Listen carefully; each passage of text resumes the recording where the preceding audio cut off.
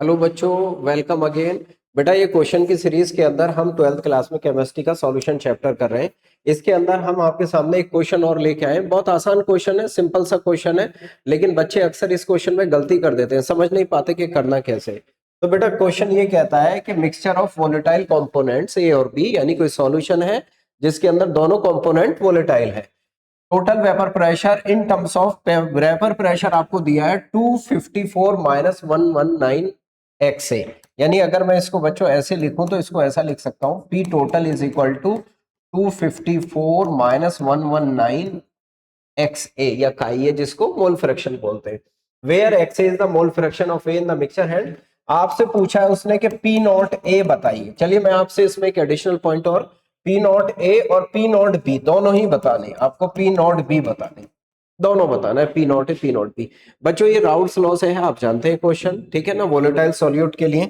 तो क्या करेंगे बच्चों इसमें हम, अगर आप देखें हमें पता है P total is equal to होता है P naught A X A plus P naught B X B.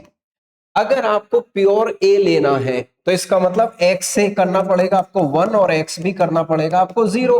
B है ही नहीं, ए यही है उसके अंदर, तो इसका मतलब यहां से एक्स भी करना पड़ेगा आपको 0।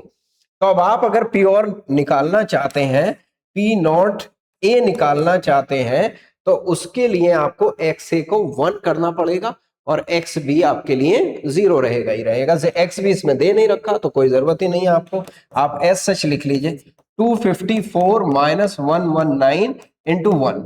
तो बच्चों 254 में से 119 को माइनस कर देना है, जो माइनस किया गया है यहाँ पे। तो 254 में से 119 माइनस होगा तो कितना आएगा बच्चों आपका 135। इसका मतलब बी नॉट कितना आ गया 135।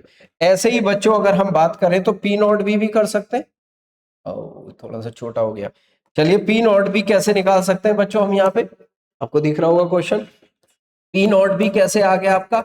तो पी नॉट भी जब करना होगा तो बच्चों एक्स ए को 0 करना होगा, हमको एक्स ए को क्या करना होगा 0। तो अब इसमें वैल्यू पुट कर दीजिए 254 माइनस 119 इंटू 0, तो कितना रह गया बच्चों 254। इसका मतलब आंसर क्या बनेगा आपका 135 और 254। तो देखिए किस में है 135 एंड 254। बाकी आपका करेक्ट आंसर जो होगा बच्चों वो आपके सामने सी आंसर करेक्ट आंसर होगा। जिसको प्योर निकालना है उसको 1 कर दो, जिसको प्योर दूसरे के लिए 0 कर दो, सिंपल सी बात है। इस क्वेश्चन में एक्सटेंडेड फॉर्म ये भी दे सकता है कि यहाँ पे आपको एक्स बी भी लगा दे समहाउ, तो फिर भी आप ऐसे ही क्वेश्चन को करेंगे और आसान हो जाएगा क्वेश्चन बच्चों।